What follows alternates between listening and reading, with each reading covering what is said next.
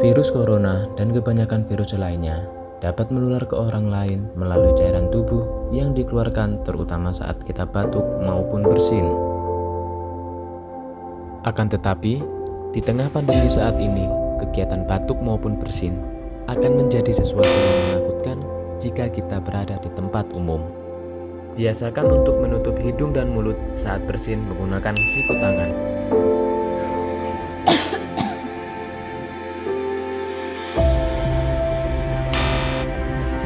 Selain menggunakan telapak tangan, menutup mulut dan hidung bisa kita lakukan menggunakan tisu.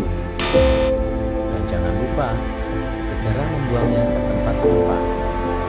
Jangan dibuang di saku kalian ya, apalagi kalau buangnya di saku teman samping kiri atau kanan kalian. Dan yang terakhir, biasakan kita menjaga kebersihan diri sendiri untuk mencegah penyebaran virus ini ke orang lain. Semoga bermanfaat.